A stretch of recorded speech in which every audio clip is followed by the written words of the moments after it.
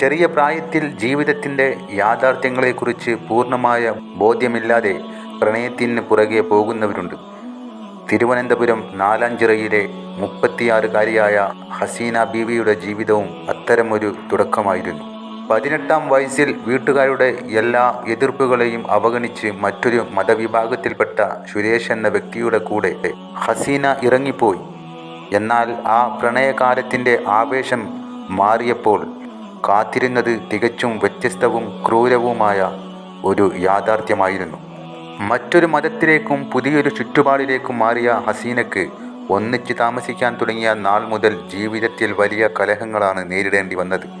പ്രണയിച്ച് ഒപ്പം കൂടുമ്പോൾ നൽകിയ വാഗ്ദാനങ്ങളെല്ലാം വഴിമാറുകയും നിരന്തരമായ കുടുംബ വഴക്കും ഭർത്താവിൻ്റെ പീഡനങ്ങളും ആ ജീവിതത്തിൻ്റെ ഭാഗമാവുകയും ചെയ്തു.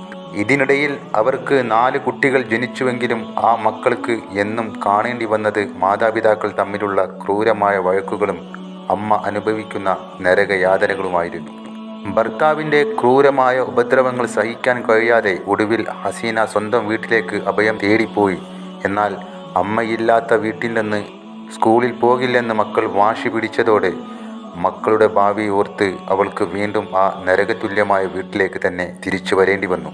ഒടുവിൽ ജീവന് ഭീഷണിയുണ്ടെന്ന് കണ്ട് പോലീസിൽ പരാതി നൽകിയെങ്കിലും പോലീസിൽ നിന്ന് തിരികെ വീട്ടിലെത്തിയ അന്ന് രാത്രി അവളുടെ ജീവിതത്തിലെ ഏറ്റവും ഭീതി നിറഞ്ഞ നിമിഷങ്ങൾക്കാണ് ആ വീട് സാക്ഷ്യം വഹിച്ചത്.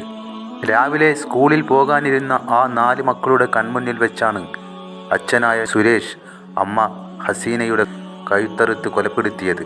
ഒളിച്ചോട്ടത്തിലും അന്യമതസ്ഥരുമായുള്ള വിവാഹത്തിലും പെട്ടുപോകുന്ന പല സ്ത്രീകൾക്കും പിൻകാലത്ത് സ്വന്തം കുടുംബത്തിൻ്റെയോ സമൂഹത്തിൻ്റെയോ കൃത്യമായ പിന്തുണ ലഭിക്കാറില്ല. ഹസീനയുടെ ഈ ദാരുണമായ അന്ത്യം പ്രായത്തിൻ്റെ ആവേശത്തിൽ എടുക്കുന്ന ഇത്തരം തീരുമാനങ്ങൾ എത്രത്തോളം അപകടകരമായ അവസ്ഥയിലേക്ക് അല്ലെങ്കിൽ സ്വന്തം ജീവൻ വരെ നഷ്ടപ്പെടുത്തുന്ന ക്രൂരതയിലേക്ക് എത്തിക്കാം എന്നതിൻ്റെ വലിയൊരു തെളിവാണ്. സംശയരോഗം ഒരു മനുഷ്യൻ്റെ മനസ്സിൽ കയറി പറ്റിയാൽ അത് പിശാചിനേക്കാൾ ക്രൂരമായി മാറും എന്ന് തെളിയിക്കുന്നതാണ് സുരേഷിൻ്റെ പ്രവൃത്തി. ഹസീന എന്ന 36-കാരിയായ വീട്ടമ്മയ്ക്ക് സ്വന്തം വീട്ടിൽ പോലും സുരക്ഷിതത്വം ലഭിച്ചില്ല. കുടുംബ കലഹങ്ങൾ പതിവായപ്പോൾ ആ മക്കൾ അനുഭവിച്ച മാനസിക സംഘർഷം എത്രയായിരിക്കും. അമ്മ വീട് വിട്ടു പോയപ്പോൾ സ്കൂളിൽ പോകാൻ പോലും കഴിയാതെ അമ്മയെയും കാത്ത് അവർ കഴിഞ്ഞ ഓരോ നിമിഷവും നേരുന്ന വേദനകളായിരുന്നു.